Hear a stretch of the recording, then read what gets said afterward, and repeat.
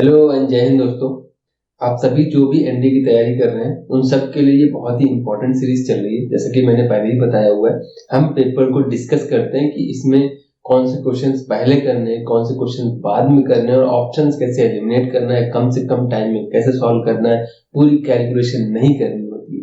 ठीक है, 2018 का सेकंड पूरा पेपर कंप्लीट हो चुका है, लेक्चर्स अवेलेबल है, लिंक डिस्क्रिप्शन में दे दिया, आप देख लीजिएगा। बहुत इंपॉर्टेंट सीरीज है, एक बार आप देखेंगे ना खुद ही पता चलेगा कि क्वेश्चन को कैसे सॉल्व करना है। ठीक है, पूरा पूरा पेपर एक्सप्लेन किया मैंने, बेसिक और ट्रिक दोनों से, ऑप्शंस के साथ कैसे खेलना है ये भी मैंने बताया। तो अभी हमने सेकंड पेपर कंप्लीट होने के बाद फर्स्ट पेपर उठाया था 2018 का। फर्स्ट लेक्चर ऑलरेडी कंप्लीट हो चुका है। ठीक है, 1 से 30 क्वेश्चन हमने कर लिए थे, 31 और 32 हमने क्वेश्चन आपको करने के लिए दिया था, वो वीडियो देख लीजिए आके। आज हम लोग 31 से स्टार्ट करते हैं, 30 तक कंप्लीट हो चुका है, ज्यादा बातें नहीं करेंगे, खुद ही वीडियो देखिए। और आपका कोई भी सजेशन है, कोई भी आपका टॉपिक है जो आपको पढ़ना है, बहुत ज्यादा वीक है उसमें, तो आप बस कमेंट करिएगा यार, उसका हम सोल्यूशन कोशिश करेंगे जल्द से जल्द प्रोवाइड कर दें। क्रैश कोर्स में हम टॉपिक्स आपसे पूछ रहे हैं कि आपको कौन सा टॉपिक पढ़ना है। ठीक है, वही टॉपिक हम पढ़ाएंगे। बाकी इंपॉर्टेंट क्वेश्चंस की भी एक सीरीज आएगी, पहले हम पेपर पूरा डिस्कस कर लेंगे, उसके बाद हम इंपॉर्टेंट क्वेश्चन की सीरीज बनाएंगे। ठीक है, कोशिश कर रहे हैं कि वीडियो की लेंथ ज्यादा ना हो। तो इससे पहले मैंने 1 घंटे की बनाई थी, फिर धीरे धीरे हमने वीडियोस की लेंथ कम कर दी है। तो यही चलेगा, आगे कंटिन्यू करेंगे। और आपको कोई भी लगता है कि हम इस पर्टिकुलर क्वेश्चन को इस मेथड से और छोटा और जल्दी कर सकते थे, वो मेथड आप बताइएगा हमें, उस मेथड को हम देखेंगे। अच्छा होगा तो हम जरूर अपनी नेक्स्ट वीडियो में उसको काउंट करेंगे और आपके नाम के साथ बताएंगे कि ये इस स्टूडेंट ने बताया हमें। तो चलिए स्टार्ट करते हैं। हमारा पहला क्वेश्चन है क्वेश्चन नंबर 31, जो हमने आपको करने के लिए दिया था। क्वेश्चन कह रहा है, what is the sum of all 2 digit numbers which when divided by 3 gives 2 as a remainder. ठीक है, ये क्वेश्चन है, सिंपल हमारी एक सीरीज बनेगी। पहला 2 डिजिट नंबर है वो है 11 आएगा, क्योंकि इसको डिवाइड करेंगे 2 रिमाइंडर बचेगा, फिर सब में 3 ऐड करते चले जाइए, ये 17, और लास्ट में 99 डिविजिबल होता है, मतलब 98 ऐसा नंबर होगा, इसको आप डिवाइड करेंगे तो 2 रिमाइंडर आ जाएगा। ये सीरीज बन रही है, एपी बन रही है। फर्स्ट टर्म हमारा पता है, तो सम का फॉर्मूला क्या होता है, एसएन होता है हमारा, n/2। n हमको नहीं पता है, वो निकालना पड़ेगा, लेकिन इतना तो हम लिख सकते हैं ना, 98। तो जब हम इसको सॉल्व करेंगे तो n/2 इंटू आ रहा है 109। तो मुझे पता चल गया कि नंबर हमारा 109 का फैक्टर होगा। तो एक बार क्रॉस चेक कर ले, क्यों हम n निकालने के लिए मेहनत करें। तो n0109 हमारा दिख जाएगा। आपकी कैलकुलेशन यहाँ पे डिपेंड करती है। देखिए, अगर आपकी कैलकुलेशन या मल्टीप्लिकेशन डिवीजन इतना फास्ट नहीं है तो आपको दिक्कत हो सकती है। सारे नंबर देखिए 15 से, लगभग 15 से स्टार्ट हो रहे हैं, तो हम 15 से डिवाइड कर सकते हैं। 15 एकम 15, यहाँ 0 के बाद ये 109 नहीं देगा, 15 एकम 15 ये भी नहीं देगा, 15 एकम 15 ये दे देगा। सी पार्ट हमारा आंसर हो गया। देखिए, आप 1635 को जैसे ही 15 से डिवाइड करेंगे तो 15 एकम 15 और ये 135, 15 नहीं है 135 हो जाता है, ये आंसर हो जाएगा। ठीक है, तो ये हो गया शॉर्ट तरीका, पूरी कैलकुलेशन नहीं करनी थी आपको इसमें। बाकी फिर भी अगर n निकालना है तो हमको पता है tn का फॉर्मूला लगा देंगे। tn का फॉर्मूला क्या होता है, tn कितना हमारा, लास्ट टर्म हमारा 98 है, a हमको पता है, n निकालना है हमको, और d हमारा पता है 3 आएगा, 3 लिख सकते हैं। a की वैल्यू 11 है, यहाँ से आप n निकाल लेंगे और यहाँ पे पुट कर देंगे, ये आपकी बाकी की कैलकुलेशन है। बस थोड़ी सी कैलकुलेशन फास्ट रखनी पड़ेगी आपको, अगर आप कॉम्पिटिटिव एग्जाम की तैयारी कर रहे हैं तो यार स्क्वायर, क्यूब, कुछ चीजों के क्यूब, देखिए मेरी एक वीडियो है, लिंक डिस्क्रिप्शन में दे देंगे हम, स्क्वायर्स कैसे बहुत इजीली निकालते हैं। ठीक है, आगे देखिए, what is the value of, next question है, what is the value of the sum n is equal to 2 से 11। देखिए, ये सेम क्वेश्चन रिपीट हुआ है इस पेपर में। अभी तक 2 क्वेश्चन हमको मिले हैं जो रिपीट हुए। एक क्वेश्चन था log n वाला, ठीक है, n फैक्टोरियल हो जाता है, और दूसरा i की पावर 1000, i की पावर 1001 से 1001 ऐसे इस टाइप का क्वेश्चन दे रखा था, सीधा वैल्यू 0 आ रही थी। 4 कॉन्जिक्यूटिव सम वाला अप्लाई करते फॉर्मूला, सेम वही है। n की वैल्यू 2 रखोगे तो वैल्यू कितनी आएगी, n की वैल्यू 2 रखेंगे तो वैल्यू आ जाएगी i square plus i cube. 3 रखेंगे तो वैल्यू आ जाएगी i की पावर 3, i की पावर 4। 4 रखेंगे तो वैल्यू कितनी आ जाएगी, i की पावर 4 प्लस i की पावर 5। ये वैल्यू चलती चली जाएगी i की पावर 11 रखेंगे तो 11 और i की पावर 12। ठीक है, मुझे पता चल गया कि i3 से लेकर के i की पावर 11 तक, i3 से लेकर के i की पावर 11 तक सारे दो टर्म्स मिलेंगे, यानी i स्क्वायर प्लस 2 टाइम्स हम लिख सकते थे i क्यूब प्लस i की पावर 4 प्लस i की पावर 5 से लेकर के i की पावर 11 आएगा, और ये एज इट इज रहेगा i की पावर 12। आई होप इतना क्लियर है कि ये दो बार क्यों आएंगे, मैंने एक्सपेंड भी करके दिखा दिया। यहाँ पे देखिए i स्क्वायर और i की पावर 12 ऐसे टर्म्स हैं जो एक ही एक बार मिलेंगे। ठीक है, और i स्क्वायर और i की पावर 12 पूरा पूरा कैंसिल आउट हो जाएगा। ये आपको क्लियर समझ में आ जाना चाहिए, क्योंकि i स्क्वायर की वैल्यू -1 होती है और i की पावर 12 एक्चुअल में i की पावर 4 का क्यूब होता है, वो 1 हो जाएगा, पूरा पूरा कैंसिल आउट हो जाएगा। पूरी कैलकुलेशन नहीं करनी है आपको। यहाँ देखिए 3 से लेकर के हम 11 तक जा रहे हैं, टोटल नंबर अगर हम 1 से लेकर के 11 तक जाते हैं, टोटल नंबर ऑफ टर्म्स कितने हो जाते हैं 11, लेकिन हम 3 से स्टार्ट कर रहे हैं, स्टार्टिंग के 2 टर्म छोड़ रहे हैं, मतलब ये टोटल कितने हैं, ये टोटल हमारे हैं 9 टर्म्स है, तो वो भी कॉन्जिक्यूटिव है। ये चीज ध्यान रखिए, इसीलिए मैंने कहा था कि वो जो प्रॉपर्टी है बहुत इंपॉर्टेंट है कॉम्प्लेक्स नंबर की। मेरा पहला बेसिक लेक्चर देख लीजिए, कॉम्प्लेक्स नंबर सर्च कर लीजिए, प्लेलिस्ट अवेलेबल है, वहां देख लीजिए। ये इसके पहले जो एक क्वेश्चन आया था i की पावर 1000 वाला, वो भी देखिए, जो इसके फर्स्ट लेक्चर है उसमें मैंने एक्सप्लेन किया कि 4 कॉन्जिक्यूटिव पावर्स का सम 0 होता है। तो यहाँ पे देखिए 9 टर्म्स आ रहे हैं, तो आपको 4 कॉन्जिक्यूटिव टर्म्स ले लेने हैं। तो 2 टाइम्स i क्यूब को अगर हम रोक ले तो 2 टाइम्स i की पावर 4 से लेकर के ये जो i की पावर 11 तक है, इसमें 4 के 2 पेयर मिलेंगे भाई, 4 से 11 तक जा रहे हैं, 8 टर्म हो गए टोटल, तो ये पूरा पूरा 0 हो जाएगा और i क्यूब -2i, तो हमारा आंसर कितना हो गया, सी पार्ट। पूरी कैलकुलेशन नहीं करनी, या तो इसमें एपी वाला फॉर्मूला या जो भी लग रहा है जीपी वाला फॉर्मूला लग जाएगा, तो जो आपको सही लगे वो आप अप्लाई करिए। मेरे हिसाब से ये मेथड बेस्ट रहता है कि 4 कॉन्जिक्यूटिव पावर्स का सम 0 होता है, 4 के जितने भी पेयर मिलेंगे, मान लिया हम अगर लिखते हैं i की पावर 1 से लेकर के i की पावर 21 तक दे रही है, तो मुझे पता है कि i की पावर 1 से लेकर के i की पावर 20 तक के जितने भी टर्म थे सबका सम 0 हो जाएगा, क्योंकि 4 के 5 पेयर बनेंगे और सबका सम 0 होता है। 4 कॉन्जिक्यूटिव पावर्स i की अगर हम ऐड करते हैं तो सम 0 होता है यार, और लास्ट वाला टर्म बच रहा है, तो बेटर होता है कि हम बड़ी पावर्स को इंक्लूड करें, पहला i छोड़ देते और i स्क्वायर से i की पावर 21 तक 0 हो जाता, सिंपल i आंसर आ जाता है। तो ये बेस्ट कॉन्सेप्ट है, बस आपको ध्यान रखना है कि 4 कॉन्जिक्यूटिव पावर्स i की अगर ऐड होती है तो वैल्यू 0 हो जाती है। ठीक है, बस इसमें यही कॉन्सेप्ट रखना था। क्वेश्चन नंबर 32 देखिए क्या कह रहा है, इफ a जो है वो 0 और 1 के बीच में, the value of log a base 10 is negative, this is justified. Base 10 दे रखा है, तो इसका मतलब है a जो है वो 10 की पावर में, तभी तो वैल्यू माइनस में आएगी, क्योंकि ऐसा होगा ना, जैसे हमने लिख दिया log बेस में 10 और 10 की पावर यहाँ 1/10 लिख दिया, 1/10 स्क्वायर लिख दिया, 1/10, यानी ऐसे लिख सकते हैं log 10 की पावर -3 लिख देंगे और ये बेस 10, तो वैल्यू -3 आ जाएगी। निगेटिव वैल्यू आएगी तभी आएगी जब 10 की पावर निगेटिव होगी, तो 10 की पावर निगेटिव सब में दे रखा है, और 10 की पावर निगेटिव मतलब 0 से 1 के बीच में वैल्यू होगी, तो बी पार्ट हमारा आंसर होगी।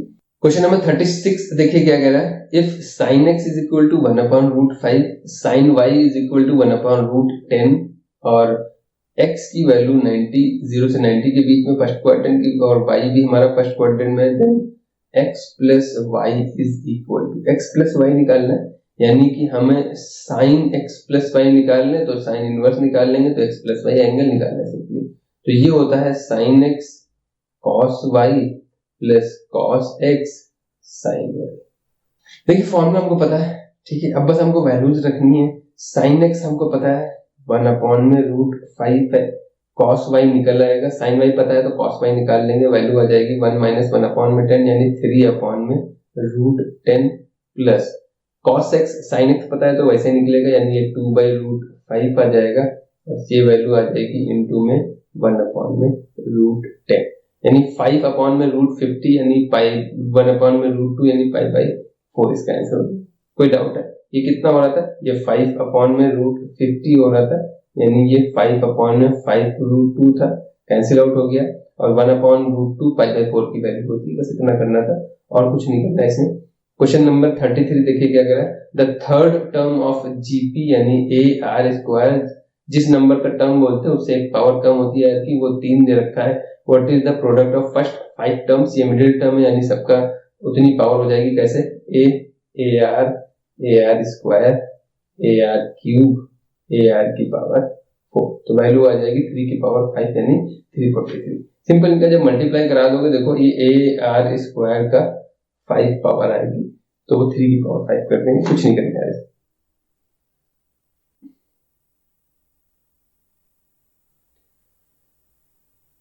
नेक्स्ट क्वेश्चन देखिए क्या कह रहा है, क्वेश्चन नंबर 34 कह रहा है कि if x 3x/2 z is are in AP, तो इसका मतलब है 3 की वैल्यू है x प्लस z। लिखते देखते ही तुरंत लिखना है एपी है x 3z are in GP यानी कि 9 की वैल्यू है x z।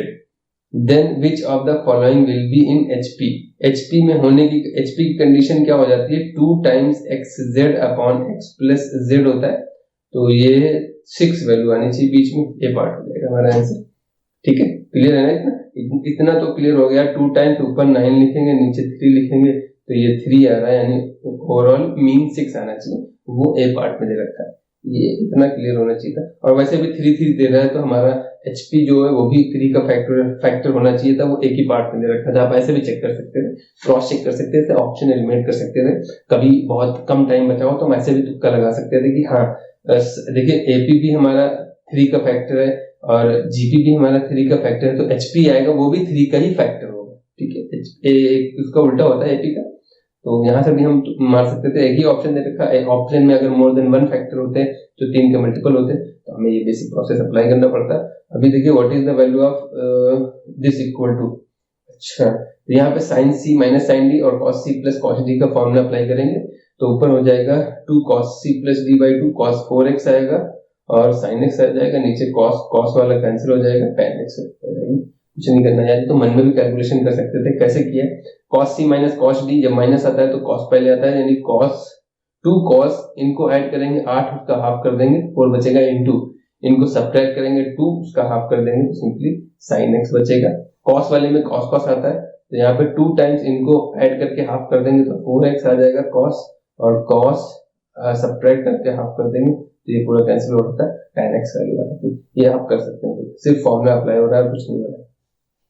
What is sin 105 plus cos 105 equals to, ठीक है, तो 105 को हम 60 प्लस 45 लिख सकते हैं, हमको 60 की भी वैल्यू पता होती है, 45 की भी वैल्यू पता होती है। उस केस में हमें जो पता है कि 150 तो आएगा ही नहीं, किसी केस में 50 नहीं आ सकता। ये देखते ही ऑप्शन एलिमिनेट हो गए कि हमारा ये आंसर तो नहीं हो सकता भाई, बाकी कुछ भी हो जाए यार, इतनी तो कॉमन सेंस हो गई क्योंकि हमें 60 की भी वैल्यू पता होती है और 45 की भी वैल्यू पता होती है, जीरो आने का कोई चांस नहीं है, तो वैल्यू कितनी बच रही है 1/2 आंसर बच रहा है। ये तो हम सीधा ऑप्शन से एलिमिनेट कर सकते थे, बाकी कैलकुलेशन कर लेते हैं। चलिए कैलकुलेशन देख लेते हैं, कैलकुलेशन क्या हो जाएगी, साइन ये हो जाएगा 60 प्लस 45 और ये है cos 60 प्लस 45, ठीक है। साइन का फॉर्मूला क्या होता है, साइन 60, ठीक है, यहाँ पे क्या आ जाएगा साइन 60 cos 45 प्लस cos 60 और साइन 45, यहाँ पे वैल्यू हो जाएगी √3/2 इंटू 1/√2 प्लस ये वैल्यू हो जाएगी 1/2 इंटू 1/√2। वहीं पे अगर हम cos वाले को ओपन करेंगे तो cos 60 यानी 1/2, cos 45 यानी 1/√2 माइनस cos में माइनस आता है sin 60 यानी √3/2 sin 45 यानी 1/√2। मुझे पता चल गया √3 कैंसिल हो जाएगा और ये 2 टाइम्स 2/√2 आएगा यानी 1/√2 आंसर आ जाएगा। ये कैलकुलेशन आप कर सकते हो। वैसे भी मुझे ऑप्शन इतने खराब दे रखे थे कि आप ऑप्शन ही एलिमिनेट कर सकते हैं। 60 की वैल्यू पता है, 45 की वैल्यू पता है, सारी वैल्यूज रख सकते हैं तो 50 आने का कोई सवाल नहीं बनता था और जीरो भी नहीं आएगा, कैंसिल आउट नहीं होगा क्योंकि मुझे पता है साइन वाला दोनों प्लस का होता है, इसमें एक ही फैक्टर कैंसिल होता है, एक तो बचेगा, जीरो आने का सवाल ही नहीं था। ऑप्शन बहुत वाहियात दे रखे थे।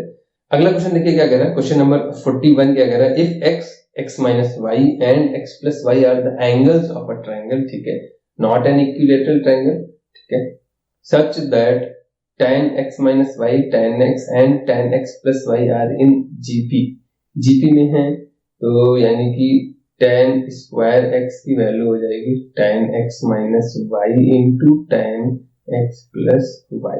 What is the value of x है? Then what is x? यार इतना बेकार क्वेश्चन, ये लिखने की भी जरूरत नहीं थी। क्वेश्चन में अगर y पूछता what is the value of y तो कैलकुलेशन करनी पड़ती। इसका तो आंसर हो जाएगा 60 यानी π/3 आंसर हो जाएगा। कुछ नहीं करना था, कुछ भी नहीं करना यार इसमें। देखिए y पूछता तो हमारी मेहनत करने की जरूरत थी, यहाँ पे सिंपल इसी से आंसर आ जाता। ये फालतू का स्टेटमेंट दे रखा था, इतना स्टेटमेंट फालतू का, इसकी कोई जरूरत नहीं है। x, x minus y and x plus y angles of a triangle, तो हमें पता है एक ट्राइंगल के एंगल है तो उनका सम जो होता है x minus y, x plus y जो है वो 180 डिग्री के इक्वल हो जाएगा। y कैंसिल हो रहा था तो x की वैल्यू π/3 आ रही थी। इक्विलैटरल ट्राइंगल नहीं है तो y जो निकलेगा वो इनसे ऐड सब्ट्रैक्ट होकर तीनों एंगल 60 डिग्री नहीं बचेंगे। एक एंगल तो हो सकता है ना 60 डिग्री, तो x की वैल्यू पूछ रहा था तो वो डायरेक्ट निकल रही थी यार, फालतू की कैलकुलेशन नहीं करनी थी इस क्वेश्चन में। तो ये तो देखते ही करना है बस। हाँ, क्वेश्चन देखने में बड़ा लग रहा था, हो सकता है कई बच्चे ना पढ़े तो, लेकिन क्वेश्चन बहुत इजी है यार, इसीलिए हर एक क्वेश्चन को पढ़ तो लिया करिए कम से कम। आगे देखते हैं क्वेश्चन नंबर 39 क्या कह रहा है। In a triangle ABC A B side दे रखी है और साइन ए दे रखा है, then what is angle B. यार इतनी अच्छी वैल्यू दे रखी है, साइन बी हमारा 190 डिग्री यानी π/2। कुछ नहीं करना, कुछ भी नहीं करना, देखते हुए आंसर लगाना था। कैसे हुआ, मुझे पता है कि साइड का जो रेशियो होता है वो एक्चुअल में साइन के एंगल रेशियो के इक्वल होता है, साइन इनके इक्वल हो जाता है। मुझे पता था कि इनका रेशियो ही इस एंगल के इक्वल है, ये भी तो 2/3 दे रखा है, पक्का बी की वैल्यू 1 रही होगी, साइन बी की वैल्यू 1 रही होगी ना।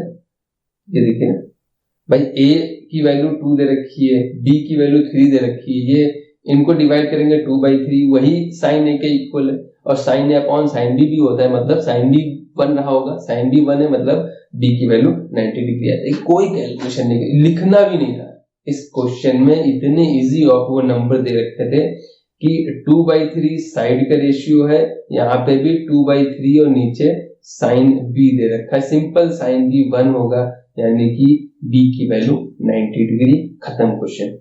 आगे देखिए क्वेश्चन नंबर 42 क्या कह रहा है। If ABC is a triangle inscribed in a circle with centre O, alpha दे रखा है BAC वेयर 45 अल्फा 90 के बीच में है, बीटा BOC यानी ये सेंटर वाला एंगल है और ये जो है ट्राइंगल वाला एंगल है, विच one of the following is correct. अच्छा, तो सेंटर वाला एंगल मुझे पता है, ये देखिए इसका तो फिगर, ये सिंपल सा हमें पता होता है कि जो सेंटर वाला एंगल होता है वो डबल होता है जो ट्राइंगल के एंगल के ऊपर बनता है 2 अल्फा। तो इस हिसाब से मेरा ए ऑप्शन सही हो जाएगा। देखिए ये अच्छा क्वेश्चन है। हाँ, इसके एक्चुअली अच्छा इसलिए है क्योंकि इसके 3 आंसर पॉसिबल है। कैसे ऑप्शंस चेंज कर सकते हैं, क्वेश्चन सेम आएगा ऑप्शन चेंज कर सकता है। कैसे, देखिए ये फिगर बनाने की वैसे जरूरत नहीं, आपको समझ में आने जाना चाहिए। जैसे ये सर्कल है, सर्कल में इन्होंने कहा है एक ट्राइंगल बना हुआ है, ट्राइंगल हमारा ABC है और उसी में ये सेंटर है O, ये एंगल हमारा एक ऐसे बनेगा, ये अल्फा है और ये बीटा दे रखा है।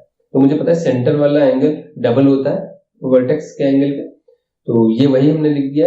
अब यहाँ पे अगर आप साइन ले लेते तो साइन बीटा की वैल्यू कितनी हो जाती, साइन 2 अल्फा। ठीक है, तो यहां से मुझे पता था साइन बीटा इक्वल आना चाहिए, तो 2 sine alpha into cos alpha दिया होता ऑप्शन में, वो सही होता, या 2 tan alpha upon 1 plus tan square alpha दिया होता, तब भी मेरा ऑप्शन सही होता। यहाँ पे कॉस कॉस दे रखा था ना, इसलिए मैं कह रहा हूँ ये क्वेश्चन अच्छा है। क्वेश्चन रिपीट होगा, ऑप्शंस चेंज हो सकते हैं, इसीलिए इसको ध्यान से देख लीजिए कि इसमें क्या हुआ। ये ऑप्शन कैसे आया हमारा, कॉस, यहाँ पे अभी अगर आप मैंने साइन लिया तो ये ऑप्शन हो सकते थे 2।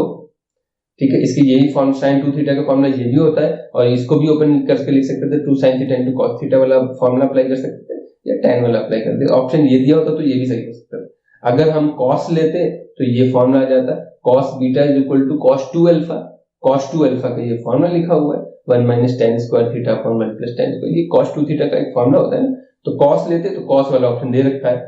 तीसरा ऑप्शन क्या हो सकता था कि अगर हम tan ले लेते तो tan beta is equal to हो जाता है tan 2 अल्फा, और 2 अल्फा का फॉर्मूला होता है 2 tan अल्फा अपॉन में 1 माइनस tan स्क्वायर अल्फा। अगर ये ऑप्शन दिया होता या तो ये ऑप्शन भी सही होता। ठीक है, कुछ नहीं करना है इस क्वेश्चन, बस फॉर्मूला अप्लाई है, बस आपको कॉन्सेप्ट पता होना चाहिए कि बीटा बराबर 2 अल्फा होता है। अब जो हम ले लेंगे cos ले लेंगे बोथ साइड, तो cos वाले फॉर्मूले इन्होंने रख दिए। अब cos वाला कोई भी फॉर्मूला लग सकते थे, cos square alpha minus sin square alpha लिख सकते थे, या 2 cos स्क्वायर अल्फा माइनस 1 लिख सकते थे, या 1 माइनस 2 sin स्क्वायर अल्फा लिख सकते थे। जो भी ऑप्शन में दिया है उस हिसाब से आपको देखना है। तो इसका एक पर्टिकुलर आंसर नहीं हो सकता है, इसका जैसा हमने लिया उस हिसाब से आंसर आएगा। इसलिए अच्छा क्वेश्चन है, क्वेश्चन रिपीट होगा, ऑप्शन चेंज हो सकते हैं। नेक्स्ट क्वेश्चन देखिए क्या कह रहा है। क्वेश्चन नंबर 40 कह रहा है what is the principal value of, principal value हमें पता है साइन में माइनस पाई बाई 2 से प्लस पाई बाई 2 होना चाहिए, यानी फर्स्ट क्वाड्रेंट में बेसिकली लाना पड़ेगा हमें। तो ये 120 है, मतलब पाई में से सब्ट्रैक्ट कर देंगे तो पाई बाई 3 हमारा आंसर हो जाएगा। ठीक है, कोई दिक्कत नहीं है इसमें, सिंपल क्वेश्चन ये देखते हुए टिक करना है। प्रिंसिपल वैल्यू फर्स्ट क्वाड्रेंट उसमें लाना है, इसके डोमेन वगैरह आपको पढ़ रखा होगा, range domain sine inverse function की, बस उसी से मैटर है। चलिए आगे देखते हैं। क्वेश्चन नंबर 43 क्या कह रहा है। If a flag of 6 metre height placed on a top of a tower throws a shadow of 2√3 metre along the ground, ठीक है, then what is the angle that the sun makes with the ground. देखिए ये question height and distance का, इसमें figure बनाना पड़ता है, तो starting में हम इसको सजेस्ट नहीं करेंगे, करिए बहुत इजी दे रखा हो तो कर लीजिए, अदरवाइज स्किप करिए, लास्ट में करिए। लेकिन छोड़ने वाला क्वेश्चन नहीं है, हाइट एंड डिस्टेंस बहुत इजी रहता है, या तो हाइट पूछ लेता है या डिस्टेंस पूछ लेता है, कुछ भी शैडो वगैरह जो इसमें दे रहा है तो कुछ भी पूछ सकता है, लेकिन इजी होता है क्वेश्चन, कर सकते हैं। उनको थोड़े से एफर्ट देने पड़ते हैं, फिगर बनाना पड़ता है। तो इसके हिसाब से एक फिगर तो बनानी पड़ेगा, बिना फिगर के आप तुक्का नहीं लगा सकते। फिगर के हिसाब से कह रहा है कि एक टावर ये है, उस पे एक 6 मीटर का फ्लैग हम लगाते हैं, ये 6 मीटर का है। तो जो इसकी शैडो है, शैडो थोड़ा सा दूर मान लिया, इसकी शैडो ऐसे पड़ेगी, इस लेंथ की मान लिया ये लेंथ है शैडो की, वो 2√3 दे रखा है। जहां √3 दिख गया तो मुझे पता है tan में √3 या तो 60 पे आता है या 30 पे आता है, तो मेरा ऑप्शन पक्का या तो ए होगा या तो सी होगा, किसी एक ऑप्शन होना चाहिए। यहाँ पे दो जगह दे रखा है, अगर एक ही ऑप्शन दिया होता तो हमें कैलकुलेशन भी नहीं करनी पड़ती, सीधा हम आंसर मार्क कर सकते थे। ये मान लिया हमने लेंथ x है और ये हाइट हमने y मान ली, और ये एंगल हमने थीटा ले लिया, तो ये थीटा है तो ये भी एंगल थीटा ही होगा क्योंकि दोनों पैरेलल लाइन है। इतना समझ में आ रहा है। अब हमको एक्चुअल में यहाँ पे थीटा निकालना है। इन्होंने कहा है कि angle that makes with the ground, और हमें पता है कि या तो 60 आएगा या 30 आएगा, तो ऑप्शन चेक कर लेते हैं, ऑप्शन बेटर है। देखिए 30 1/√3 एलसीएम लेंगे तो इससे पहले हम 60 कर लेते हैं क्योंकि सिंपल √3 होता है। तो अगर थीटा हमारा सपोज थीटा 60 होता तो y हमारा √3 आता और x की वैल्यू 1 आती। ठीक है, थीटा अगर 60 होता है उस सिचुएशन में देख लेते हैं, अगर ये √3 और ये 1 है तो चेक कर लेते हैं जरा, ये वाला बड़े वाले ट्रायंगल में चेक कर लेते हैं, बड़े वाले ट्रायंगल में कि क्या ये भी 60 बनाएगा। तो बड़ा वाला ट्रायंगल अगर हम tan थीटा ये √3 रख देते हैं, ऊपर हो जाता है 6 प्लस √3, हाइट देखिए हाइट इतनी हो जाती है, लेंथ हो जाती है 1 प्लस 2√3। हाँ बिल्कुल, देखिए इसको कैंसिल आउट कर दीजिए तो ये √3 आ जाएगा, सिंपल कैंसिल हो गया, 60 डिग्री हमारा आंसर हो जाएगा, ये आंसर गलत हो गया। ठीक है, सिंपल है। बाकी आप अपनी कैलकुलेशन से कर लीजिए जो आपको सही लगे। मेरे हिसाब से ये ऑप्शन सबसे बेस्ट है कि मुझे पता चल गया √3 हमारा या तो 60 पे मिलता है या 30 पे मिलता है, टाइम में यही होता है, और हमने पहले 60 मुझे ऑप्शन दिखा, मैंने वैसे भी 30 हम इसलिए अवॉइड करते हैं कि वो 1/√3 आता है, सेम लेना पड़ता है। उससे बेटर है यार कि हम ये रख देंगे √3 और ये 1, और वैसे भी अगर हम 30 लेते तो यहाँ पे 1 आता, यहाँ पे 1 आता और यहाँ पे √3 आता, तो ऊपर 7 हो जाता और नीचे 3√3 हो जाता, ये भी कैंसिल आउट नहीं हो पाता, तो यहाँ 1/√3 कहाँ बच रहा है। आप कोई भी ऑप्शन उठा लेते तब भी आंसर आता है, पूरी कैलकुलेशन करने की जरूरत नहीं है, उसमें ज्यादा मेहनत लगेगा। यहाँ ऑप्शन एलिमिनेट करना ज्यादा इजी है, बाकी आप देख सकते हैं जैसा आपको सही लगे। समझ में आ गया ना? अगर कोई भी डाउट है थोड़ा सा रिवाइंड करिए यार वीडियो, मैंने 60 डिग्री माना था तो ये √3 हो गया, उस हिसाब से इस छोटे वाले ट्रायंगल में ये √3 हो गया, ये 1 हो गया। tan थीटा क्या होता है, परपेंडिकुलर अपॉन बेस, तो ये √3 हो जाएगा, ये 1 हो जाएगा। ठीक है, उस हिसाब से पूरे बड़े ट्रायंगल के लिए हाइट जो हो जाएगी वो 6 + √3 और बेस हो जाएगा 1 + 2√3। इसको कैंसिल आउट करने से √3 मिल रहा है, यानी 60 डिग्री आ रहा है हमारा सही आंसर। आगे देखते हैं क्वेश्चन नंबर 46 क्या कह रहा है, if sin x + y upon sin x - y की a + b दे रखा है, tan x y r इतना y है, क्वेश्चन आंसर आ जाएगा a upon b। कंपोनेंटो and dividendo लगा है, कैसे लगा है ये देखिए, a अपॉन में b दिया होता है तो कंपोनेंटो में क्या होता है, ऊपर में डिनोमिनेटर ऐड करते हैं, नीचे डिनोमिनेटर में सब्ट्रैक्ट करते हैं, यही होता है कंपोनेंटो। और यहाँ पे भी वही लगा, यानी sin x cos y है, नीचे हुआ होगा मतलब cos x sin y रहा होगा।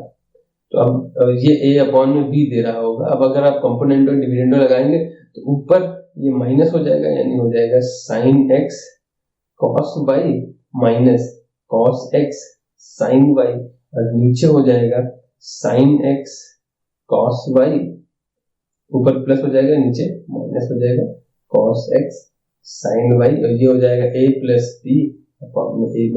यही तो दे रखा है, यही तो क्वेश्चन में दे रखा था, उसका उल्टा पूछ रखा था। कंपोनेंटो डिविडेंडो जहां लगाओ वही पूछा है, सिंपल है, अपॉन दिया, कुछ भी नहीं करना है इस क्वेश्चन में।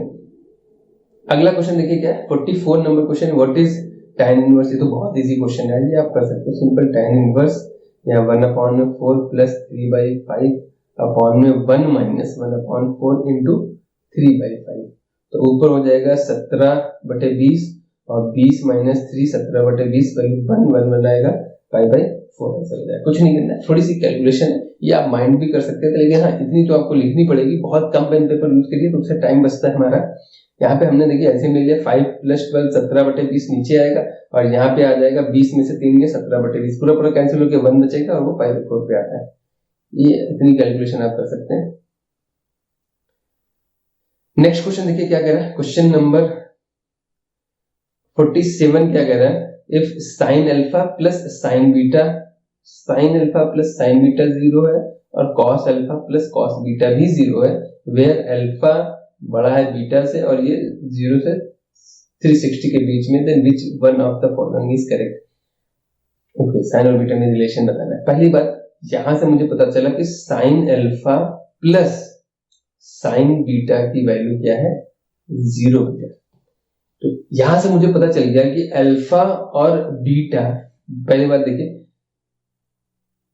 ये अगर मान लिया √3/2 है तो ये -√3/2 होना चाहिए, तभी तो 0 होगा, कैंसिल आउट होगा। तो मुझे पता चल गया यार कि अल्फा जो है वो बीटा में किसी एक में पाई ऐड करना पड़ेगा, या बीटा की वैल्यू अल्फा + पाई होनी चाहिए, किसी एक की वैल्यू।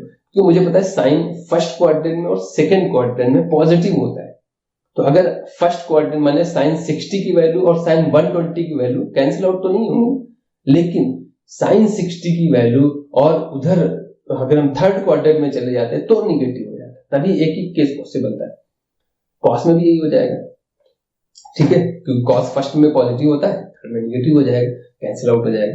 तो यहां से कॉस सेकंड में भी हो सकता था, लेकिन हमको वो कंडीशन सेटिस्फाई करनी थी जो दोनों को सेटिस्फाई करे, साइन में भी कैंसिल आउट हो जाए और कॉस में भी कैंसिल आउट हो जाए। तो कोई ऐसा ऑप्शन दे रखा है अल्फा बराबर बीटा + पाई या बीटा बराबर अल्फा + पाई, अल्फा बराबर ये नहीं होगा, अल्फा बराबर बीटा + पाई, आंसर सही हो जाएगा। तो कुछ नहीं करना है इस कैलकुलेशन, बाकी अगर करना है तो बेसिक तरीका यही हो जाएगा, दोनों का स्क्वायर करा के ऐड कर दीजिए और पूरी कैलकुलेशन करके आपको अल्फा और बीटा में रिलेशन मिल जाएगा। यानी आप सिंपल अगर बेसिक तरीके से अपनाएंगे तो इसका स्क्वायर और इसका स्क्वायर ऐड कर दीजिए, बीच में ऐड कर दीजिए, और दोनों 0 हैं तो स्क्वायर का सम भी 0 ही होगा। इसको सॉल्व कर लीजिए और आपको अल्फा बीटा में रिलेशन मिल जाएगा। मेरे हिसाब से जो शॉर्ट तरीका है वो यही कहता है कि sin alpha + sin beta value same होनी चाहिए, ठीक है, और साइन अपोजिट होना चाहिए, लेकिन साइन फर्स्ट क्वाड्रेंट और सेकंड क्वाड्रेंट में पॉजिटिव रहता है, थर्ड में निगेटिव। थर्ड में जाने के लिए पाई प्लस करना पड़ता है, तो एक एंगल दूसरे के पाई प्लस के इक्वल होगा, तो वो ऑप्शन बी में दे रखा था, या बीटा = अल्फा + पाई भी लिख सकते थे, वो ऑप्शन में दे नहीं रखा है, ठीक है, तो बी ऑप्शन हमारा सही हो जाएगा। अगला क्वेश्चन क्या कह रहा है, a spherical balloon of radius r subtends an angle alpha at the eye of an observer while the angle of elevation of its center is beta, what is the height of the centre of the balloon neglecting the height of the observer. अच्छा, तो यार ये question भी आपको बाद में करना है, ठीक है, क्योंकि फिगर बनेगा, इसमें कोई डेटा दे नहीं रखा है, नंबर्स वगैरह में कैलकुलेशन थोड़ी इजी रहती है, तो थोड़ा सा थोड़ा सा टाइम लग सकता है इस क्वेश्चन में। बाकी अभी हम कर रहे हैं, देख लीजिए कैसे होगा। एक स्फेरिकल बैलून है जो एक ऑब्जर्वर की आंख पे, मान लिया ये है ऑब्जर्वर है, उसकी आंख पे जो एंगल बना रहा है वो अल्फा है, इन्होंने इनके कहने के हिसाब से।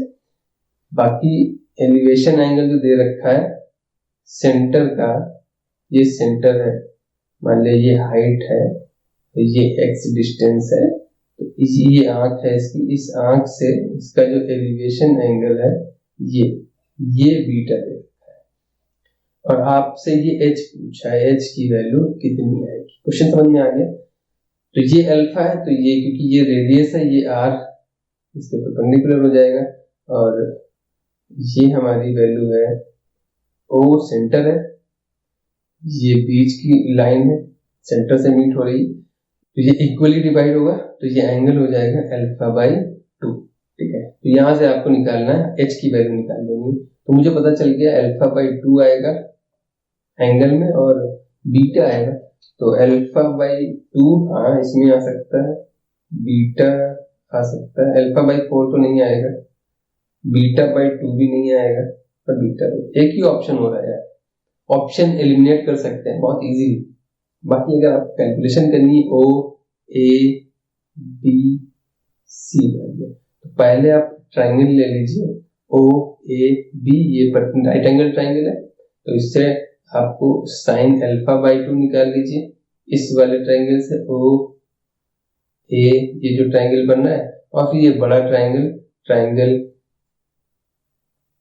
बी सी ओ से आप साइन बीटा निकाल लीजिए। मुझे पता चल गया कि साइन अल्फा बाई 2 मिलेगा और बीटा मिलेगा, साइन अल्फा बाई 2 और बीटा एक ही ऑप्शन में दे रखा है, बाकी सब में एंगल देखिए डिवाइड कर सकते हैं, वो ऑप्शन होने के चांसेस ही नहीं। बाकी आप कैलकुलेशन कर लीजिएगा, थोड़ा कैलकुलेटिव है, इसका आंसर अगर दूसरा हो तो आप कमेंट कर दीजिए, मेरे हिसाब से इसका यही आंसर आएगा।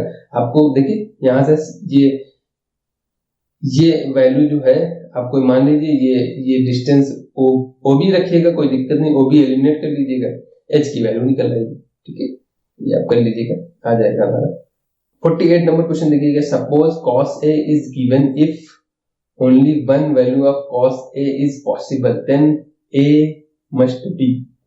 अच्छा, यानी कि cos का जो फॉर्मूला होता है, cos A क्या होता है, वो होता है 2 cos square A by 2 minus 1। ये है, कह रहा है cos A की वैल्यू गिवन है, लेकिन cos स्क्वायर A यानी cos A by 2 की एक ही वैल्यू आएगी, यानी cos स्क्वायर A 0 हो जाएगा, तभी एक वैल्यू आ सकती है, otherwise cos square A by 2 की वैल्यू कुछ भी रखोगे वो प्लस माइनस में 2 वैल्यू देगा, दो वैल्यू पॉसिबल थी, लेकिन यहाँ पे एक वैल्यू आ रही, एक वैल्यू तभी आएगी जब cos स्क्वायर A 0 हो जाए किसी तरीके से, यानी cos A की वैल्यू भी -1 हो जाए, तभी तो -1 कैंसिल आउट हो जाएगा, और वो होगा जब A की वैल्यू 180 डिग्री होगी। और 180 ऐसा नहीं कि हम 2 लिख दें, आप 1/2 कर दें, तो ऑड मल्टीपल ही होना चाहिए 180 का, कोई सिंपल मल्टीपल नहीं लिख सकते हम। 1/2 से 90 में 0 हो जाएगा, जब cos 0 हो जाएगा तो cos A/2 की वैल्यू 1 आ जाएगी, तो ऐसा नहीं करना है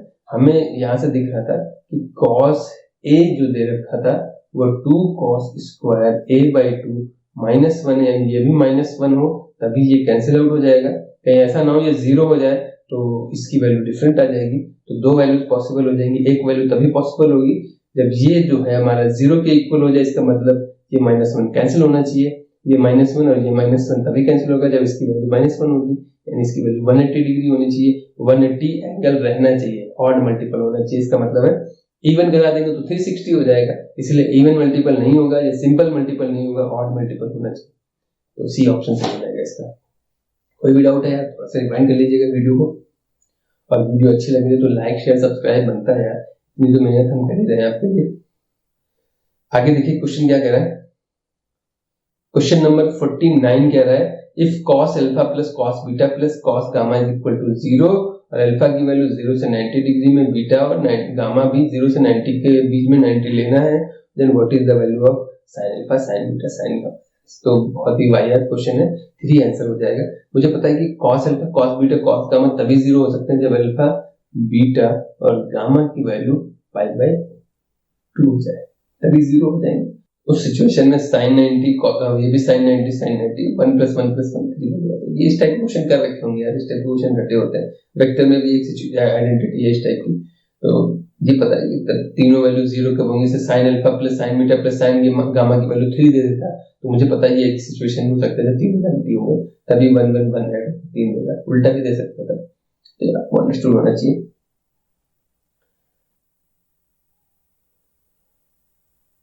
50 नंबर देखिए क्वेश्चन क्या कह रहा है।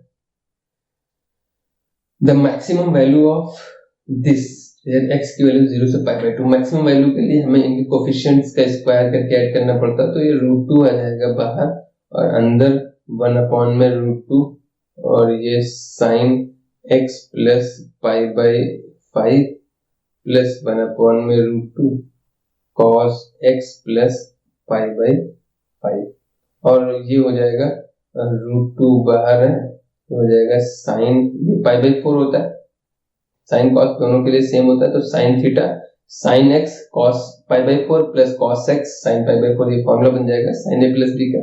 तो वैल्यू आ जाएगी x प्लस π/5 प्लस π/4। और ये मैक्सिमम वैल्यू कब देगा, जब ये 1 दे दे, यानी कि x प्लस π/5 प्लस π/4 की वैल्यू π/2 के इक्वल होनी चाहिए। तो ये वैल्यू 5 4 9/20 और ये वैल्यू है 90, तो वैल्यू कितनी आ जाएगी 5/20। समझ में आ रहा है कैसे हो रहा है। तो आप चाहे तो ऐसे लिख देते π/2 माइनस ये वैल्यू 9π/20, एलसीएम लीजिए 20 में से 18 गया 2/40 यानी π/2। कुछ कैलकुलेशन करनी है, थोड़ी सी कैलकुलेशन लग रही है, बस अगर इस टाइप के क्वेश्चन की प्रैक्टिस है तो बहुत इजी हो जाएगा। तो आज के लिए यार इस वीडियो में इतने रखते हैं, वीडियो की लेंथ थोड़ी ज्यादा हो रही है, कोशिश करेंगे कम से कम आधे घंटे की वीडियो रहे, ज्यादा हो जाती है तो आपको भी थोड़ा सा दिक्कत होती है एक साथ पढ़ने में। तो 51 नंबर क्वेश्चन हम आपको देके जा रहे हैं, ये आपको ट्राई करना है और आंसर इसका कमेंट बॉक्स में कमेंट करना है। आंसर जरूर कमेंट किया करिए, पता तो चलेगा कि हाँ आप ट्राई करते हैं कि नहीं करते। बाकी हम स्टार्ट यहीं से करेंगे 51 क्वेश्चन से, ठीक है। तो नेक्स्ट वीडियो में मिलते हैं, तब तक लाइक शेयर और सब्सक्राइब जरूर करिए यार, आपका सपोर्ट बहुत जरूरी है आपके मेरे लिए। और क्रैश कोर्स वगैरह के लिए जो भी टॉपिक की दिक्कत है आपको बस कमेंट करना है। नेक्स्ट वीडियो मिलते हैं, थैंक यू।